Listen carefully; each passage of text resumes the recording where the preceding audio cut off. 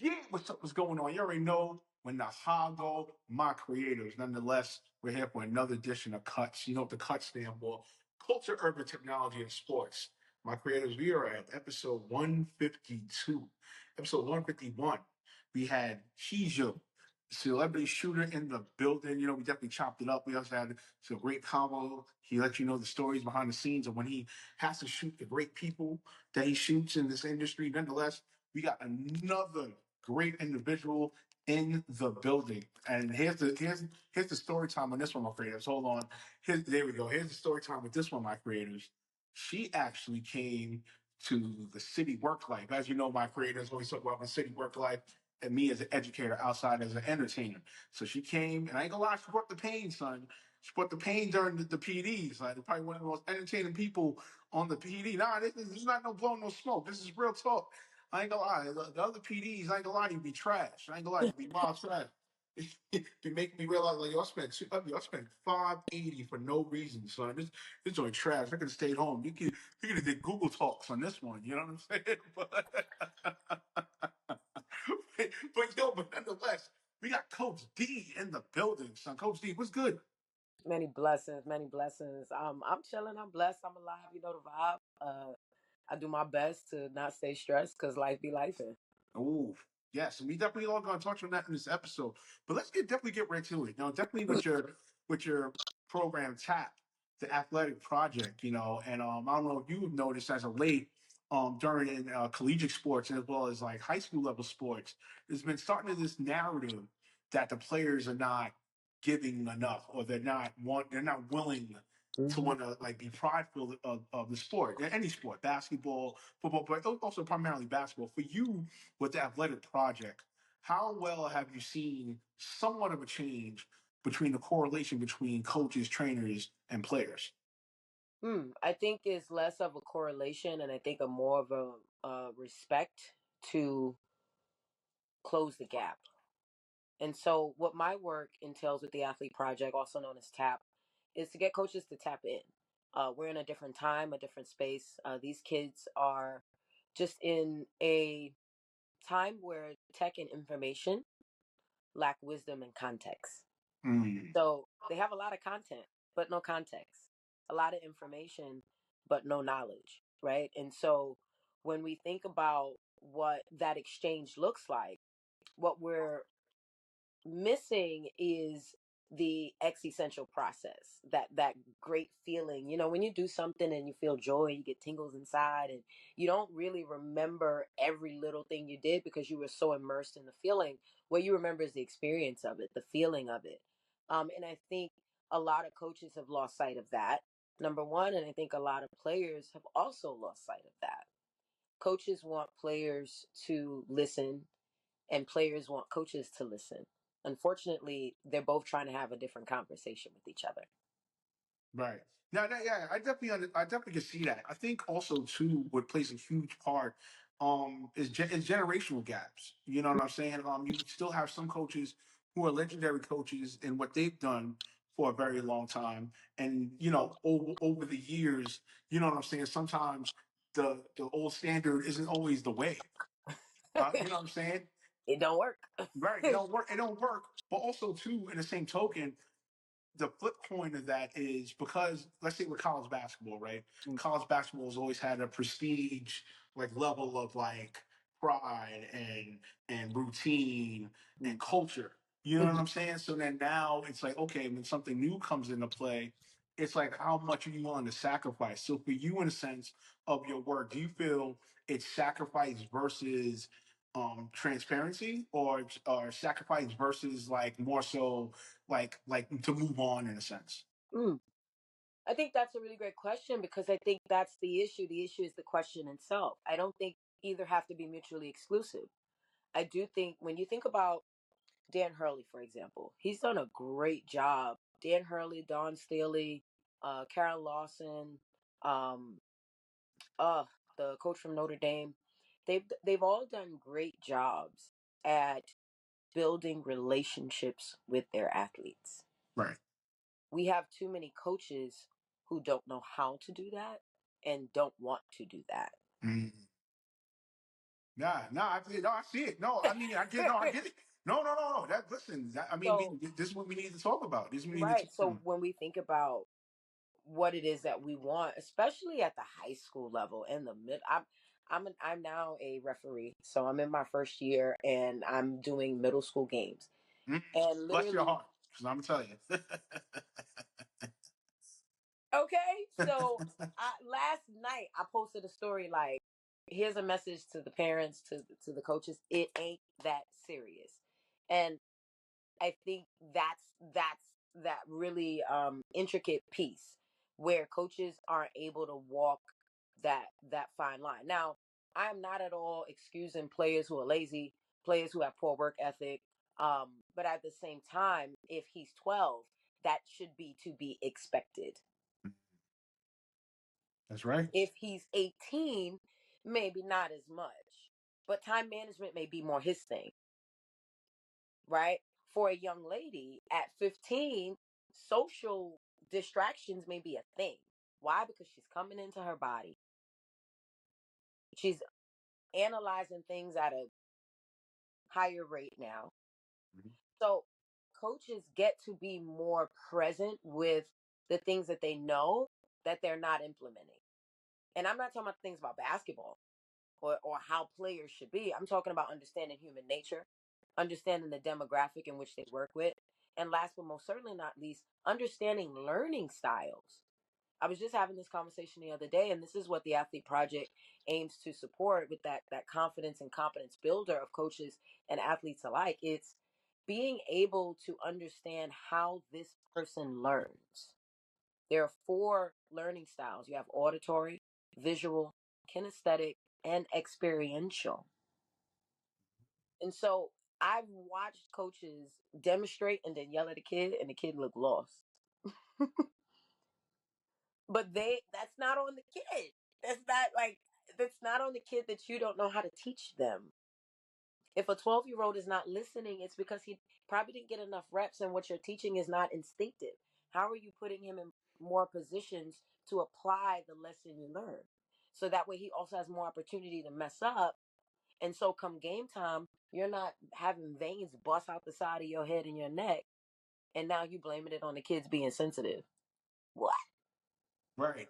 I think that right there, that's been like a tedious label over the years. I want to say about that. Let's say about the last like 10 to 15 years, let's say within that time frame, because once again, it's generation gap, and then also too, it's the not moving on, within that time frame. You know what Mm, I'm saying?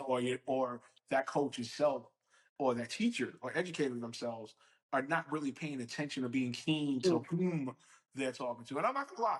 I'll even say for me. I mean, earlier in my educational years, yeah, because I was getting adapting to what the educational system and mm, educational background and everything like that. And even though my mother had a background in education, mm. but this is my experience.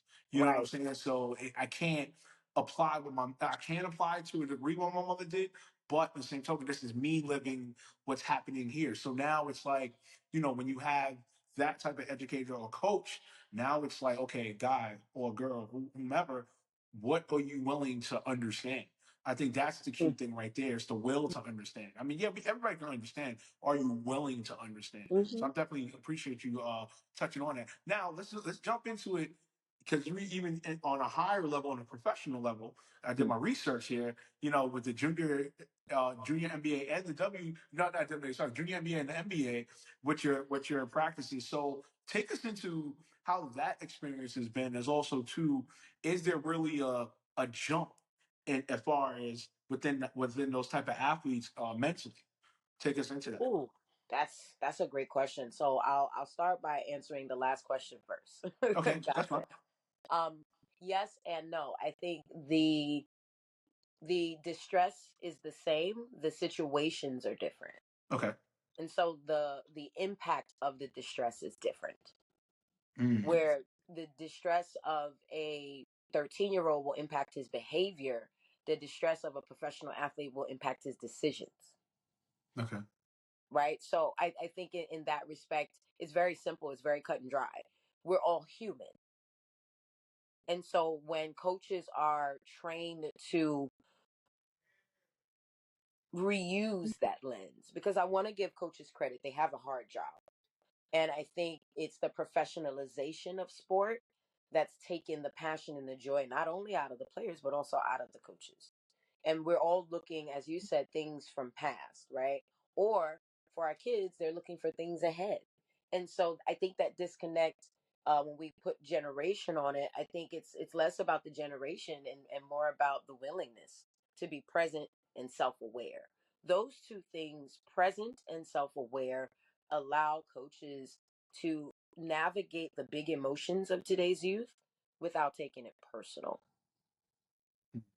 And so, again, when we look at a professional athlete who has to ensure that this is his livelihood, this is her livelihood.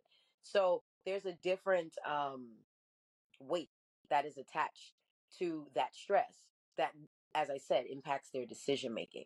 For a 13-year-old, 14-year-old, a high schooler, yeah, it impacts their behavior. They may become withdrawn. They may um, be overzealous. They may start to misuse substances or, contemplate suicidality. Like it gets behavioral with young people and with, I would say, older college professional athletes. Yeah, it comes down to their decision making and their time management and those decisions that impact behaviors. But it's definitely the decisions now that they're making. Because that's how they got to where they are, essentially, right? Making sure they're choosing this over that, making certain decisions to get to a certain level. And so again, the stresses are the same, the situations are different. um, the other part of that question for the athlete project, it's about what I said: awareness, normalization, and development. So we want to teach, essentially, coaches strategies, one, to practice mental hygiene on a personal level, and then now apply it to their already defined, structured programs.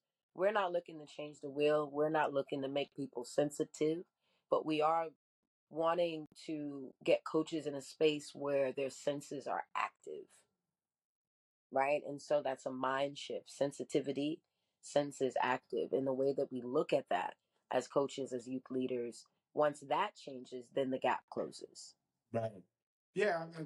Thank you so much for breaking that down. Because I feel all around and all over the world and just across the board. You know what I'm saying? I think because of the way changes are happening, and changes are happening at a rapid pace. So, even though, some may not want to be, they want to be stubborn in their ways or for whatever have you, but I think for the average person, Mm. besides the will, it's can they adapt to the changes? You know what I'm saying? That comes into a huge part.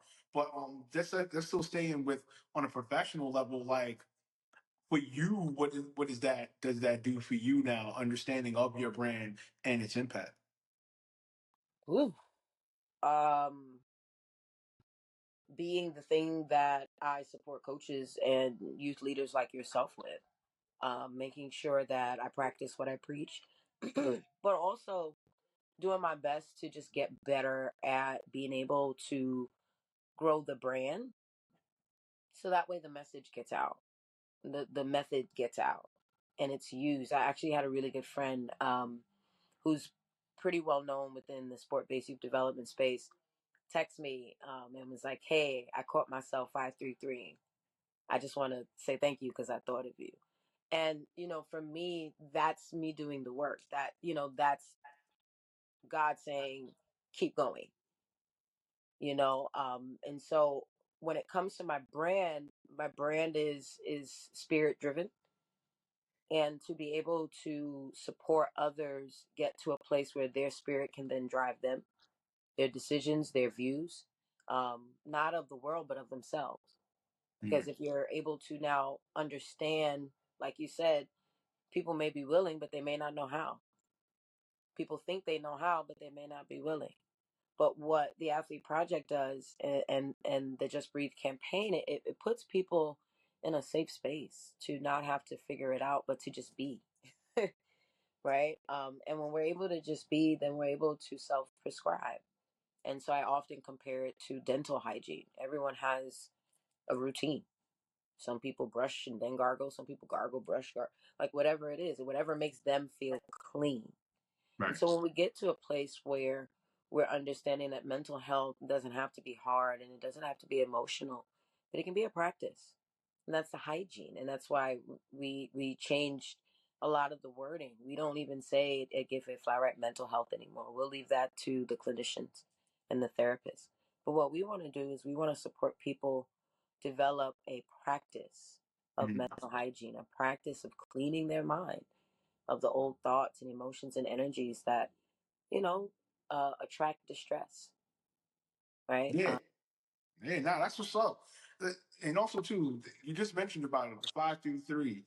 You know, your baby, your passion, your desire, your life span. For you when it comes to that, and for today's world that we're in, you know what I'm saying, the many pressures that we have that go on a daily basis.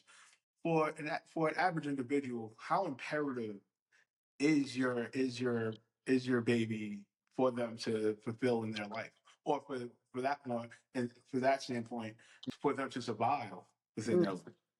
I mean, I would say 533 isn't something that's gonna help people survive, and I'm gonna be very transparent about that. Okay. Because I think that's the issue. Mental health doesn't have to be hard. It doesn't have to be about survival. It gets to be about thriving. It gets to be, something I've said at my talk. Shout out to CSSBK out here in Brooklyn. I did a 2-year residency there called the Safe House, where we invited Black-owned businesses to vend, and we had performances and people expressing themselves about mental well-being. And it became this like staple in my heart because it was every month we were all doing the work with each other, and that's the key. It's the practice of it.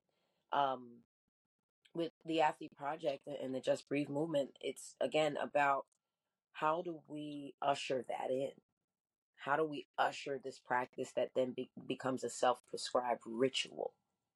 Everyone has something they do with their hair, or the way they put their clothes, or the way they like to smell, all these things for hygiene physically. So why not do the same thing for our minds? Like literally sit down and be present with what we're feeling, be aware with it. And so 533 helps people thrive. It's a breathing meditation for mental energy and focus. So 4 minutes a day. Right. And people ask me, well, what does it do for you? I don't know. Breathe and let me know. Right. Right. Listen. At the end of the day, I feel like many practices, 5 3 3, or many other practices thereof. You know what I'm saying? It is case by case per se. You know what I'm saying? It depends on the individual, how much they willing to want to be revived and free and be spirited, and just clear their mind and cleanse their heart and thereof. You know what I'm saying? It depends on the individual. Not everything is always going to be as correct, or as right here in the box or whatever have you. You know what I'm saying? But at Mhm. the end of the day, the individual has to try, or at least has to put in some kind of effort to see what's going to happen. You know what I'm saying?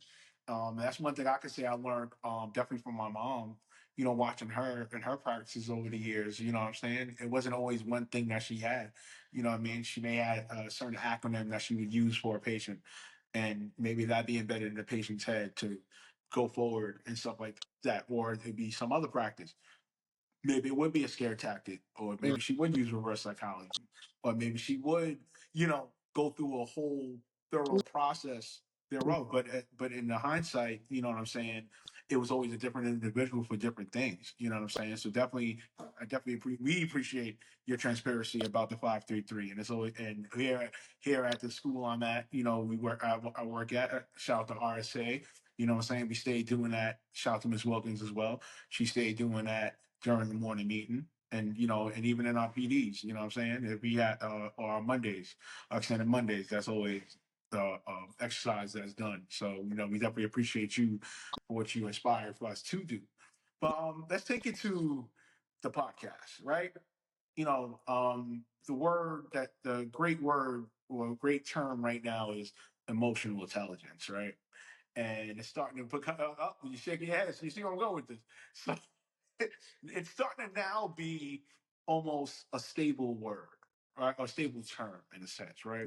I want to know from you, and this is just only like of your insight and what you witnessed and stuff, and probably have watched. What do you feel is with the use of that term, and then also too, Can it be destructive in a sense as far as what's going on in society today? Um, yeah, I think anything can be weaponized when there Right. are intentions to harm.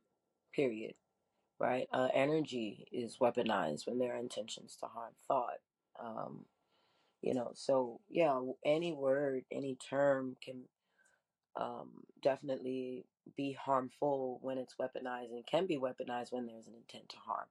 What I will say, the reason I wrote my eyes was because emotional intelligence isn't a term; it's a thing. Okay.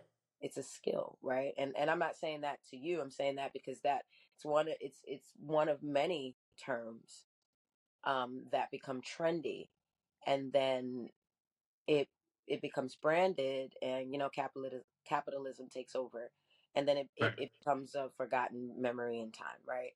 um but emotional intelligence is a constant. Mhm. All intelligences are, they are constants. And so, for example, I ref because I want to continue to stay close to the game and continue to see basketball today. And being around middle schoolers who I've seen in other programs as elementary kids, and now they're, and I'm like, wow, like being able to be in this position, and my brain work in a very different way. I'm now acquiring new intelligences. I'm experiencing different emotions, different energies in different um, positions that offer different purviews of whatever the situation is. And what I mean by that is, being a player and then being a coach, or being a school official and now being a referee. I've been in all of those positions in a gym, and they all offer different responsibilities, different identities, different energies, different awarenesses. And so the idea of being able to expand is what 533 offers, is what the Athlete Project offers. We're not looking to tell people what to do. What we're offering is an opportunity to be present with what one already knows, and expand their awareness. But you see, even in me doing this to expansion, my hands are up. That means I also have to surrender. There's a surrender in expansion because you become vulnerable to the journey. And so that's a very personal endeavor that affects and impacts everything else that you do outside of yourself. And so many people are working outside, trying to work, working outside in, when it's doing the work inside to then impact out. Right. Yeah, no, that's what's up. No, that's definitely a great way to answer it. For me, I just feel like no, that's great. No, great way to answer it. No, real talk.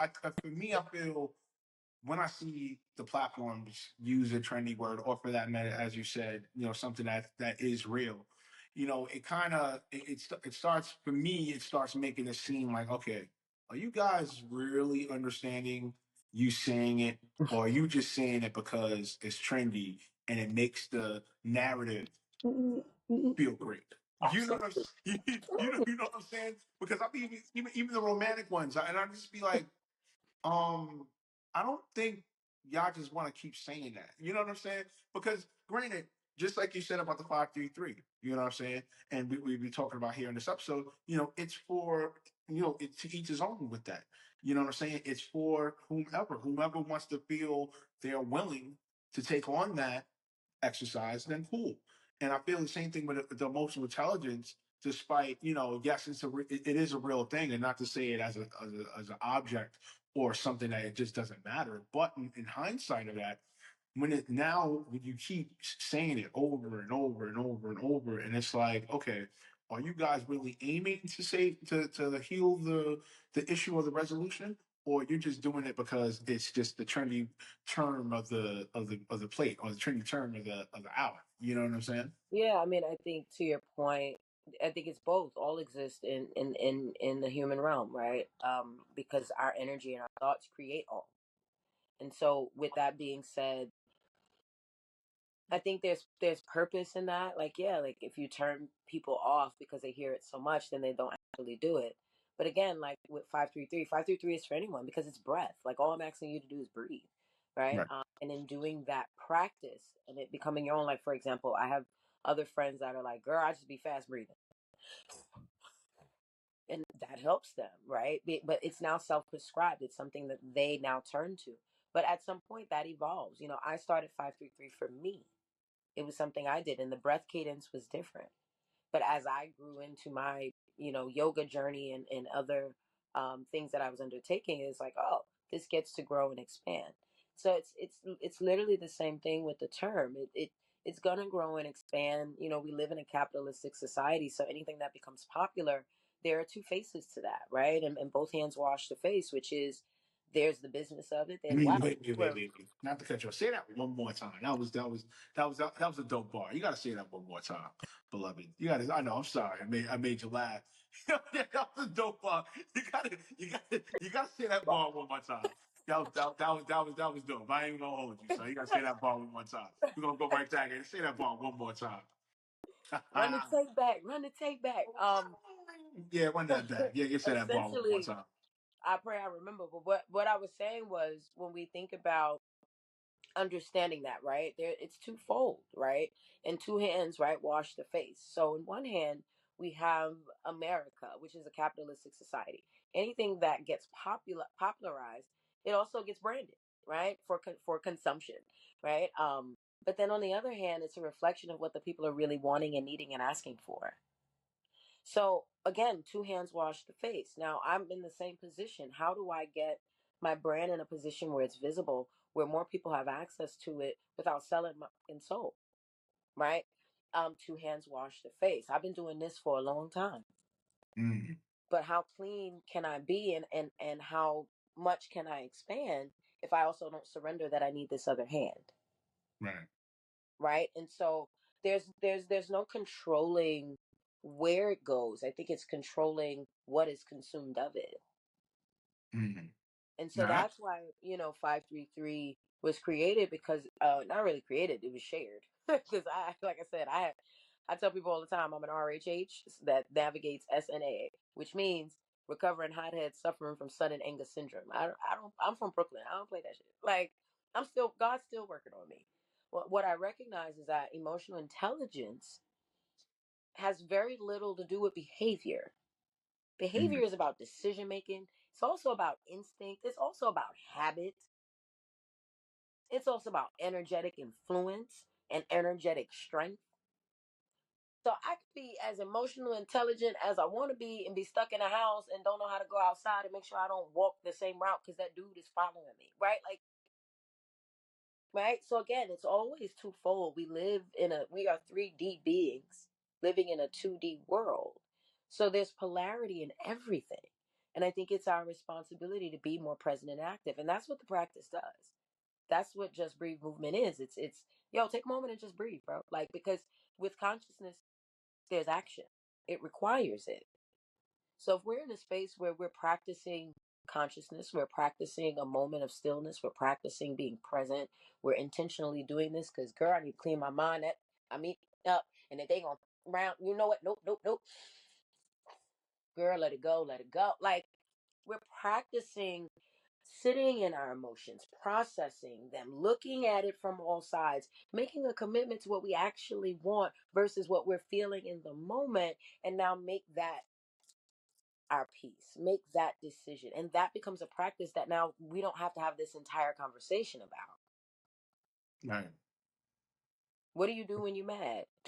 What do you tell the kids when they're upset or you breaking up a fight? Breathe, breathe, chill out, chill out. What? It's not rocket science, I promise you. But it is ingenious, right? Albert Einstein said, smart people solve problems. Intelligent people problem solve.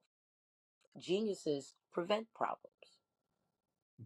So how can we prevent the trouble that's already promised to us without adding more trouble with our energy, our attitude, and our perspective?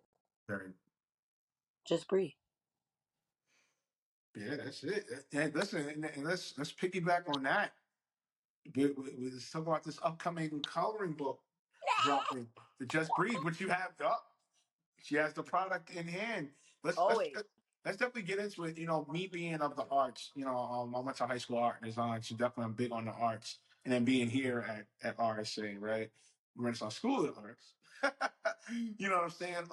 You know, definitely. I've always felt for the youth.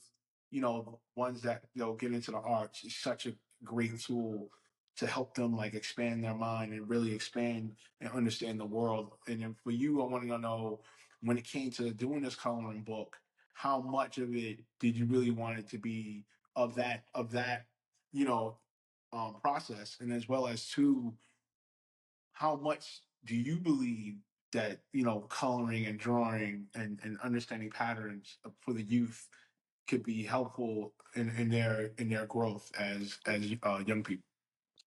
Well, I'll say this: I'm an avid coloring book person, colorer.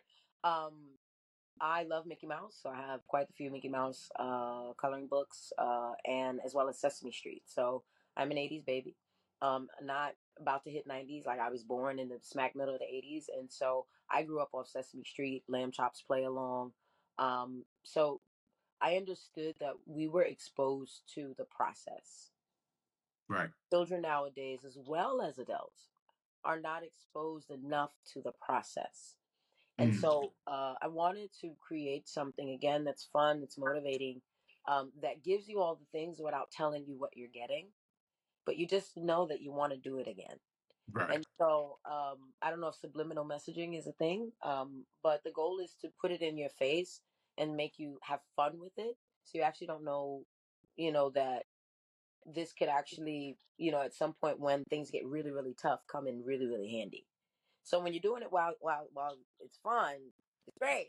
But then when it starts to hit the fan, now there's this instinct to be like, and I've watched it.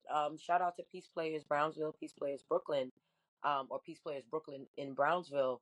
I had the pleasure of working very closely with them for 2 years between 2019 and 2021, and I watched it. I watched these kids, at 15 and 16 come in, or really 14 and 15 come in with such bravado and a guard and hypervigilance. And I'm from Brownsville. I get it. And we're doing yoga, so we're doing forward bends in front of your teammates, like everybody behind in the air, right? And being able to breathe and being able to listen. I would play Roy Ayers, and I would play chimes, and I would play ohms, like just exposing them and different vibrations, really exposing their every single sense to just something new. And so that's the goal of the book. The goal is to hit those four learning styles we talked about earlier. It also has some CBT prompts. So there's word puzzles, there's scramble words, there is drawing prompts.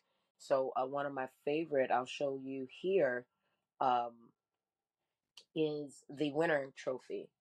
And Oh, so nice. I like that. yes, the winter trophy with that, right? Like, we want to teach kids to your point earlier, right, of athletes not being passionate and going for it, or being hungry, right? Yeah. Well, how are they being instilled with that in an early age, right? A lot of athletes that make it to that level now have had some sort of notoriety from young.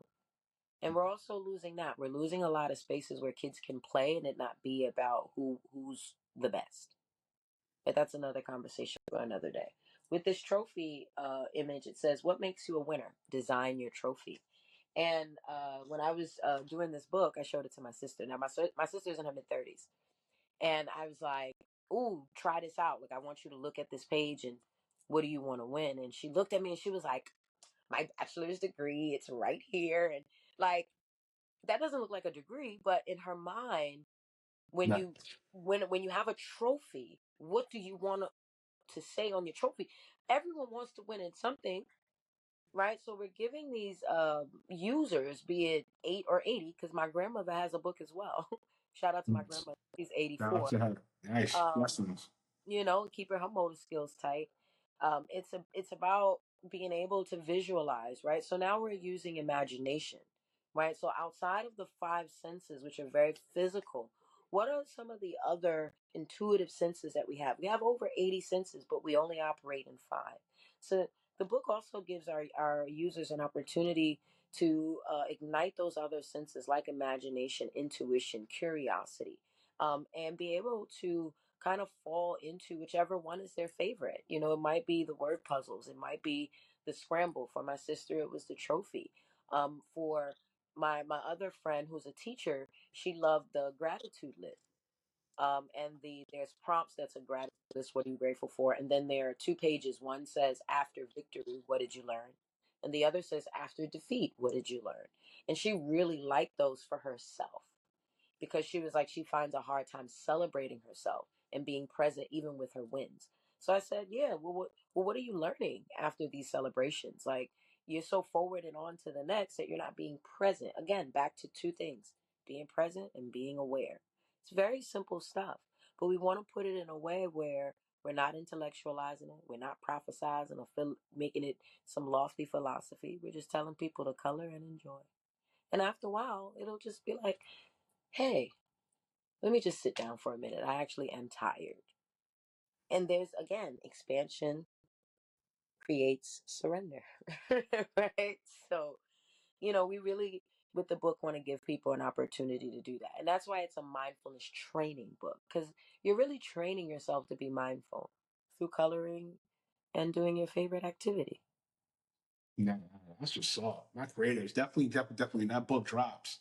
Definitely get that. You know what I'm saying? Definitely we're gonna support her. Definitely get that book. I want to take it to for you. When was your most probably not really wildest, but let's say when was your most challenging time that you had to use your mediation exercise? With myself or with someone And, else? either yourself or a client, like what was the most challenging, or we can say wild or wildest time? Hmm. Um, what's coming up on my heart is when I actually started to create 533.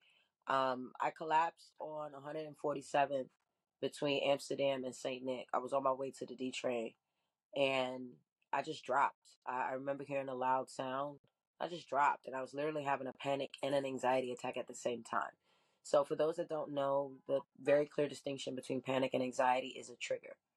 Anxiety, there is a trigger. Panic, there isn't.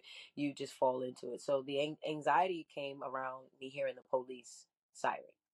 So that was a known, like I knew I was triggered because I was like, oh my God, it's so loud. Let me hurry up and get to the train station. But the panic, it just kicked in where I started feeling dizzy. My ears started to pop. Everything became, in the movies when they have like flashbacks and everything's blurry. Hmm. So everything became very blurry. And I remember dropping to my knees. And by this time, my mother had already passed. So my mom passed in Mm. 2009. So this was in 2014.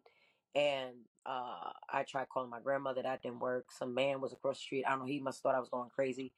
And he was like, "Are you okay?" This was newly gentrified Harlem. And Yeah, so, right. Yeah, he was I'm still familiar with that area. I he live was up the still hill. scared of the folks, and so he Hmm. was like, "Are you all right?" But of course, anyone that's ever had either an anxiety or a panic attack, the one thing that you cannot do is breathe. You really feel like you're about to die. Like, okay, the angels are coming. You have no idea what's going on. My heart is palpitating.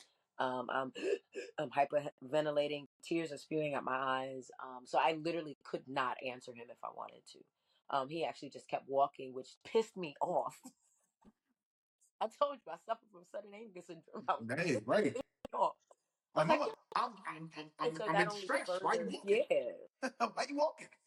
Like, bro, you see, I'm in need. But anyway, that only further exacerbated my Mm. panic and anxiety because at that time I'm a young adult. Both my parents are deceased. Gentrified New York. I'm trying to figure it out. I digress. But in that moment, I heard my mother whisper to me, "Just breathe," was something she always used to say, but was something that was very hard for her to do on her own. My mother suffered CPOD Mm. for the last about, I would say, about 10 years of her life. She was on an oxygen tank. And so when I heard her say it, Neek, just breathe, it's something she would tell me as a child, because again, recovering hothead. Um, it was something that I needed in that moment, to feel like someone loved me, to feel at peace, and to just breathe. And that's all we ever need in any distress, be it, like I said, whether we're 8 months or 80 years old. We want to feel love, because there's safety in that, there's trust in that space. And we want to breathe because breathing does two things. It recalibrates and resets the body and the mind, but then it also gives us the space to think, to process, to be, to come back to whatever it is that where we think we at, or where we think we shouldn't be. It gets us back to where we are. And so yeah, it I don't know if that's like a crazy story around 533, but after that, 533 was born. Um, I did use 533 on a elementary student, and then I also introduced tapping to her. She was a young lady who had a lot of diagnoses, IEPs, and she also had a twin sister. And so, if you know anything about twins, they are telepathic, but they're also, depending on just the nature of their relationship, can be very attached to one another, especially in the elementary. And so at this point, she was also separated from her sister, which Mm. only further exacerbated her distress. And so I remember coming to her and kneeling and asking her to breathe with me. And so she was like, "I can't breathe." I said, "But you're breathing now." And I did that. And she was Mhm. like, "Are you laughing at me?" I said, "No, I'm laughing with you. I want you to laugh. I want you to breathe." But when she did that, she was like, "Are you laughing at me?" I was like, "No, I want you to laugh with me." She's like, "But I Mhm. don't want to laugh. I want to find my sister." Right. In that moment, that conversation, right? It, because I was just being myself. Like I really was genuinely answering a question. Like, no, I'm not laughing at you. But in that moment, it allowed her to focus, and so now she's breathing because she's talking. She's breathing because she's thinking. And so I said, "Will you breathe with me?" She said, "Will you find my sister?" I said, "Deal." So I said, "Close your eyes." Her sister was literally right around the corner, but Wow. they wanted to try and separate them. It backfired. But in any event, I start just deep breathing with her. This is not a time to explain meditation. You just do some deep breaths. And so we did our 5 deep breaths, and I had her count with me. I said, "Can you give me 5?" She said, "Yes." I said, "1, 2, 3, 4, and so on." And then by the time she was done, her sister was right there playing. And would you believe she didn't even go to her sister after that? Mm.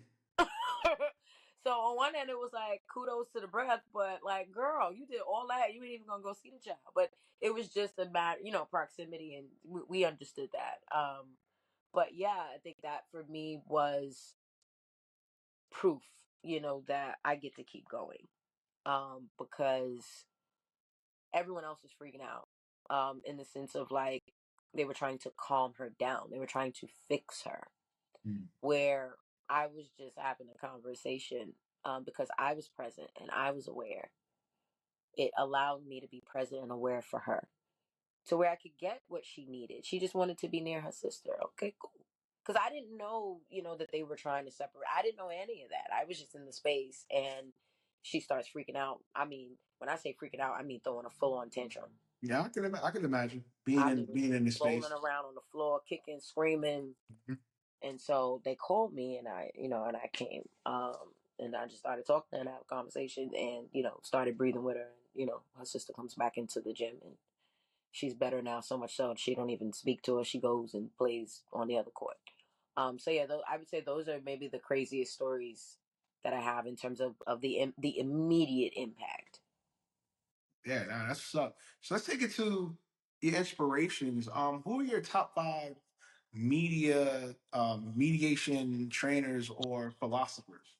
Bob Proctor, Okay. Maya Angelou, Abraham Hicks, Desiree Williams, and Christina Wilson.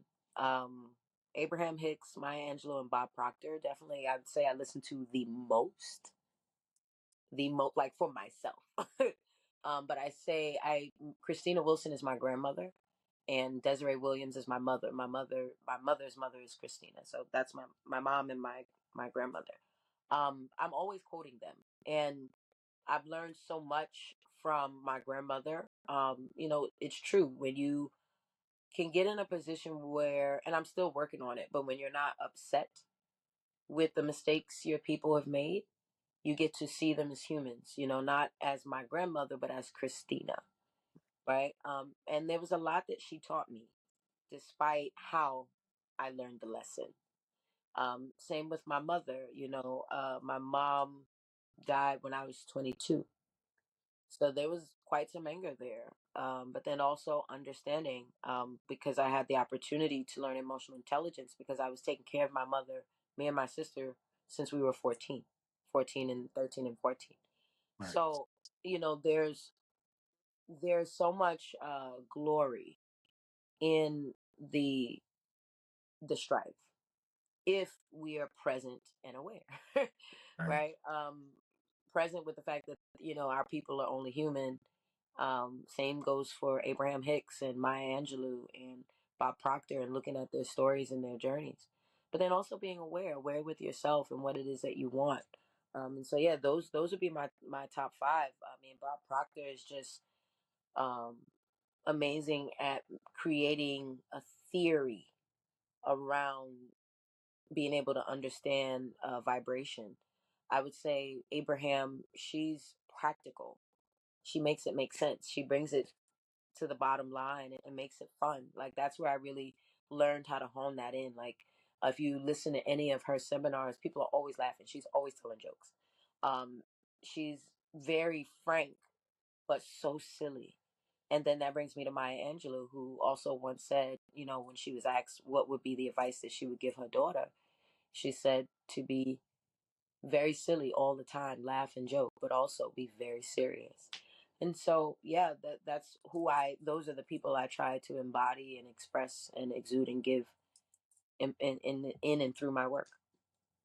All right, that's what's up. All right, we're gonna wrap it up here with this last one. We're gonna do fill in the blank.